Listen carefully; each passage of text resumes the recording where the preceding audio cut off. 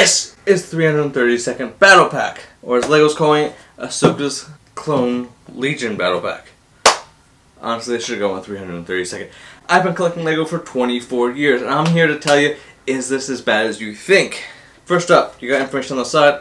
These boxes, I don't really care about the box, honestly. You got clone markings, set of Mandalore for the scene with the swamp speeder. We all remember that, right? Kidding. Not kidding at all. Anyway, I mean, if you're gonna collect a box, you should have put it on your shelf. Because if you collected it, you should have put it on your shelf. If you collected it, you should have put it on your shelf. Like that. Anyway, let's get on these minifigures. Okay, first up here we have the most controversial minifigure of all, at least in the set, is Captain Vaughn. There's a lot that Lego did not do right. And you know, there's a lot of debate whether he even should have been included in the set. And I get kind of why Lego included him. He's a pretty minor captain that we only see for like 30 seconds of screen time, thinking that it's not going to matter that much to the fans whether they get it right. But it does matter to us. But with, you know, Captain Vaughn here, you can take off his visor, and he pretty much looks like the regular 332nd. So that's the positive thing of it, and the negative. You know, he's not going to look like Captain Vaughn. Like Cody's print had the nice dark torso midsection, and he should kind of have that. But the custom market has a lot of options for you. If you don't have a PayPal, get your parents to go on there and get you one. It's going to cost you about the price of a battle pack. 20-30 bucks. So, but it's definitely worthwhile of having good looking Captain Vaughn. There's also an upgrade kit for a little bit less from Jonak Toys. I'll put these links in the description so you can check them out. But anyway, let's move on to Captain Vaughn. His visor, very plain and oversized. I really think Lego should think about redesigning these visors. They've been using the same one since 2008 and needs some change. It's never looked quite right, even with the Phase 1s, but the Phase 2s, they look horrendously bad. I got the helmet holes. I don't care about the helmet holes. They're not that big of a deal. Like, they make it fun. Like, I'd rather, you know, I loved accessorizing my Phase 1s from 2008. I wish they'd bring back the flashlights into the accessory packs with visors and antennas and all that. But anyway, Captain Vaughn has the insignia on the torso, got the regular 501st print, and 501st legs. He does have a printed on jetpack in the same style as Cody's.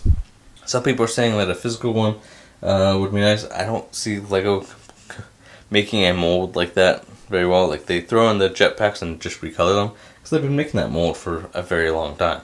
It works. But that is Captain Vaughn. I can pull up his visor so you can see he's just got a 332nd helmet.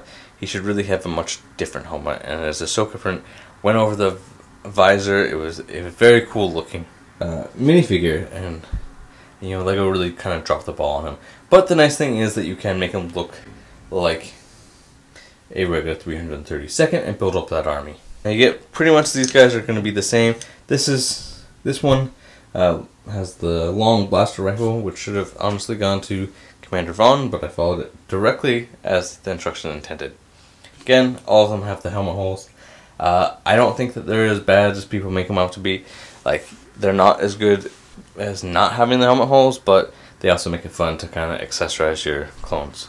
Regular 332nd, or 501st body, legs, the 332nd helmet, and the back just same as the regular clone. Now, about the 332nd helmet, I'm realizing that these aren't like super accurate, and GCC actually just came out, or maybe a little while ago, with some upgraded helmets that look spectacular. So if you have the money to upgrade your helmets, I would definitely go that route. They're very accurate and much better than Legos. They're the same as the last two guys, really, honestly. They've got the 501st torso and legs, the 332nd helmet that, you know, looks alright.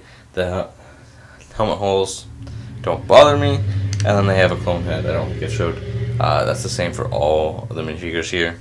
And the difference on these guys is they have physical blue jetpacks, which are a nice touch.